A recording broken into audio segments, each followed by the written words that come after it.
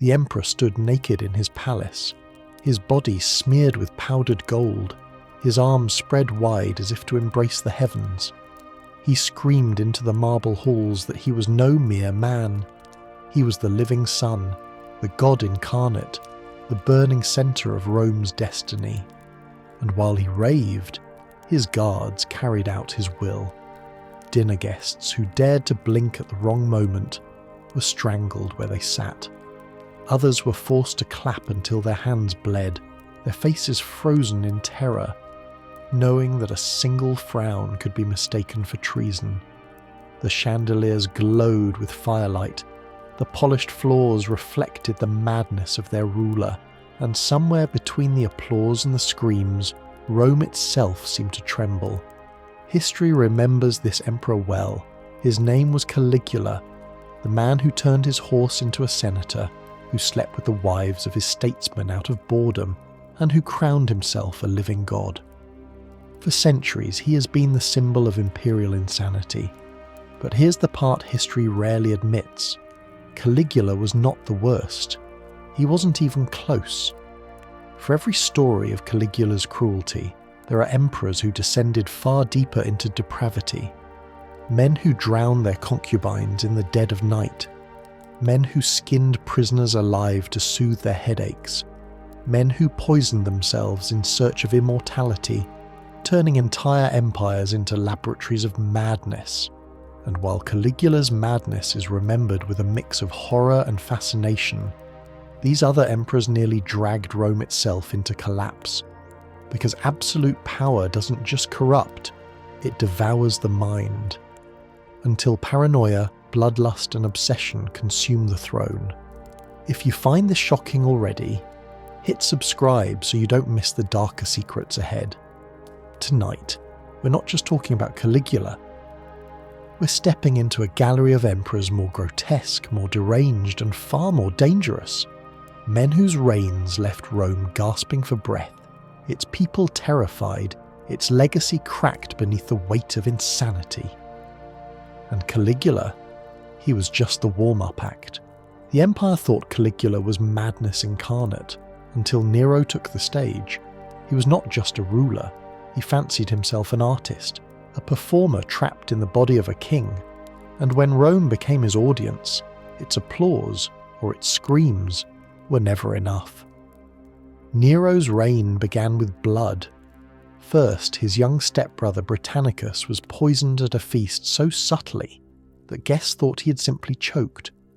Next came his own mother, Agrippina, the woman who had placed the crown on his head. At first, Nero tried subtlety, a specially designed boat built to collapse in the water. But Agrippina swam to shore, dripping with seawater like some vengeful spirit. So Nero sent assassins to her villa, and as her guards fell, she opened her chest and shouted, "Strike here, where the emperor was born." They obeyed. With his mother gone, there was no one left to restrain him. His pleasures grew darker, his rages more violent. He kicked his pregnant wife Poppaea to death in a fit of rage. Consumed by grief, or perhaps by boredom, he found a boy named Sporus who resembled her. He had him castrated, dressed him in silk gowns, and paraded him through Rome as his new empress. But it was in the summer of 64 AD that Nero's legacy would be written in flames. Rome caught fire.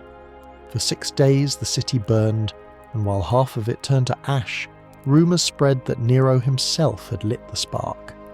Some swore they saw him watching from a tower, singing as the city collapsed, his voice carrying over the crackling inferno. When the embers cooled, Nero unveiled his vision, a sprawling pleasure palace called the Domus Aurea, the Golden House. Its rotating banquet halls, jewelled walls, and a colossal statue of himself rising above the ruins proved the whispers true. The fire had cleared his canvas. Rome was nothing more than a backdrop for his masterpiece, but someone had to take the blame. And so Nero turned to the Christians. He had them crucified, fed to wild beasts, and lit as human torches to illuminate his gardens at night. The screams of the dying became Rome's new lullaby. Eventually, even the Senate had enough. They declared him a public enemy. Nero fled into the night, crying that an artist dies with me, before driving a dagger into his throat. But if Nero was fire and madness, his successor wielded paranoia like a blade. If Nero had turned Rome into a stage, Domitian turned it into a prison, a world where every shadow could hold an assassin, and every whisper could mean betrayal. At first, he ruled competently. He repaired roads, strengthened the army, and promised to restore Rome's dignity. But power has a way of rotting the mind. Soon, Domitian demanded that every citizen greet him not as emperor, but as Dominus et Deus, Lord and God. There was no room for good mornings or respectful titles.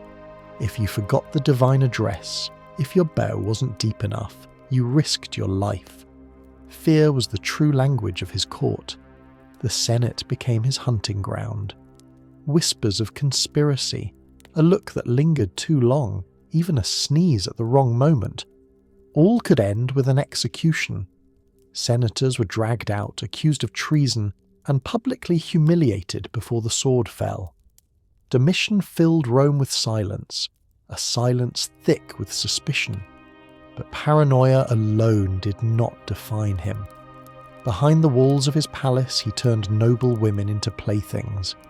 Invitations to his private chambers were not requests, they were sentences. Refuse him, and you vanished. Submit, and you carried a secret you could never speak aloud. His fear of betrayal grew until he lined the walls of his palace with polished mirrors so he could see behind him at all times. Banquets became tense theatres where every guest knew that a glance or a pause might be mistaken for treachery. Rome endured, but the empire held its breath, waiting for the moment when even the walls would not save him. That moment came not from an assassin in the shadows, but from the person he trusted most, because in the end, it was his own wife who delivered the final betrayal. Domitian ruled through fear and paranoia, but Commodus, he ruled through spectacle. He was the son of Marcus Aurelius, the philosopher king, a man whose writings still echo through history as meditations on wisdom and virtue. Rome expected the son to mirror the father. Instead, it got a showman. Commodus declared himself Hercules reborn. He draped himself in lion skins, carried a heavy wooden club, and posed for statues as if Rome itself were his personal gymnasium. Not content with divine titles, he went further. He renamed the city Colonia Commodiana, the colony of Commodus. The months of the year were renamed after his many titles. Rome, in his eyes, was no longer Rome, it was him. But his true obsession was the arena. Gladiators had once fought for honour, for survival, for the roar of the crowd. Commodus fought for ego. He entered the arena hundreds of times, always with the odds tipped in his favour. His opponents were blindfolded, crippled, or armed with wooden swords. The emperor's blade always found its mark, and the audience was forced to cheer. And when there were no men left to fight, he turned to beasts. Ostriches, elephants, even lions fell to his arrows. One account tells of him decapitating an ostrich, then parading the severed head before the senators, gesturing with a grin, a silent warning of what could come to them. But glory has a cost. Commodus demanded payment for every appearance, bleeding the empire's treasury dry to fuel his fantasies of heroism. Each strike of his sword against bound enemies was another coin pulled from Rome's exhausted purse. The senators wept in silence. The empire groaned under debt, and the people watched as their emperor turned the dignity of Rome into nothing more than a circus act. Because when even lions and ostriches became his enemies, Rome realized its emperor had become the circus itself. Rome had seen emperors who performed like actors, but Caracalla's reign was no performance. It was raw brutality, delivered without pause, without shame. He was born Lucius Septimius Bassianus, but history remembers him by the name Caracalla, a title taken from the heavy cloak he favoured. At just 23 years old, he made a choice that still chills the pages of history. Caracalla and his younger brother Geta shared the throne after their father's death, but power is a jealous god, and Caracalla could not share it. In the winter of 211 AD, the brothers met their mother Julia Domna in her private chambers. There, in her very arms, Caracalla drew his blade and cut Geta down. The boy's blood splattered across their mother's gown, her screams echoing against the stone walls, a mother cradling one son while the other stood over her smiling. But murder was not enough. Caracalla ordered Geta's memory erased, every painting destroyed, every coin bearing his face melted, even statues were shattered, as though his brother had never lived at all. Rome was forced to pretend he never existed, and then came the massacres. Caracalla fancied himself a new Alexander the Great, but instead of conquest, he left trails of corpses. In Alexandria, he invited the city's elite to a festival in his honour. When they gathered, he ordered his soldiers to slaughter them all. The streets ran red, the cries of scholars and priests drowned out by the clash of Roman steel. His reign was built on fear, but even fear could not shield him forever. In 217, while travelling with his army in Mesopotamia, Caracalla dismounted to relieve himself on the side of the road. It was there, unguarded, distracted, that an assassin struck. The emperor who thought himself untouchable fell face first into the dirt, because Caracalla's thirst for power ended in the most humiliating way possible, while urinating on the roadside. Caracalla's fall was humiliating. But the Byzantine Emperor Justinian II carried humiliation on his very face. At first, his reign in the late 7th century seemed promising. He dreamed of restoring imperial power, of uniting a fractured empire. But dreams curdled into tyranny.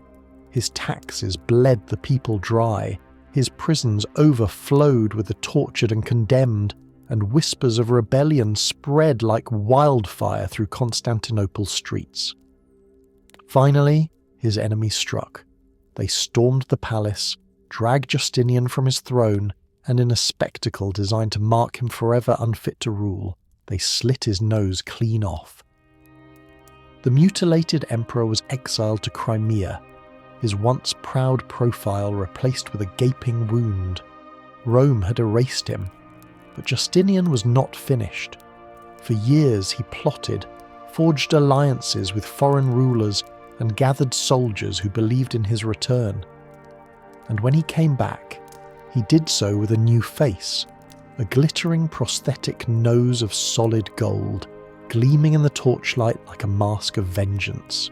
Imagine the sight, an emperor shimmering before his court, half man, half avenging spectre, a mutilated king crowned again in gold. It was no triumphant return, it was a warning. Justinian's second reign was worse than his first. He unleashed a wave of revenge so merciless that even his allies recoiled. Those who had conspired against him were executed in droves.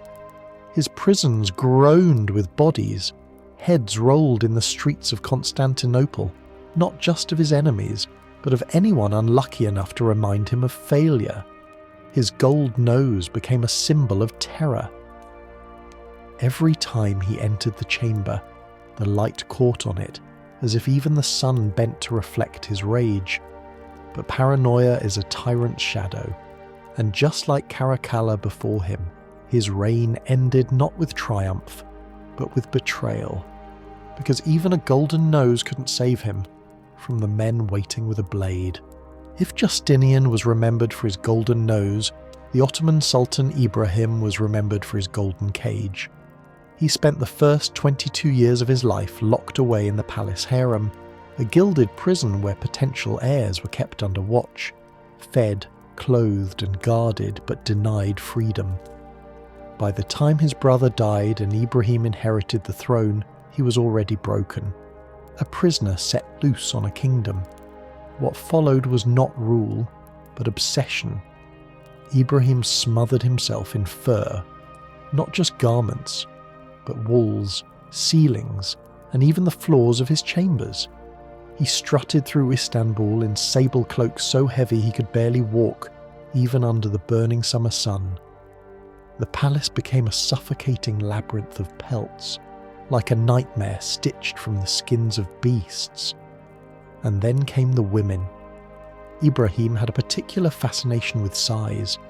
He dispatched agents across the empire to search for the largest woman alive. They returned with a 330-pound Armenian concubine, whom he adored so completely that he named her Governor of Damascus. In his eyes, her body was not merely desirable, it was divine. But desire gave way to paranoia. Whispers spread that his vast harem of nearly 300 women were unfaithful to him, and Ibrahim, maddened by suspicion, ordered a punishment that stunned even his own court. One night, his concubines were bound in sacks and thrown into the Bosphorus.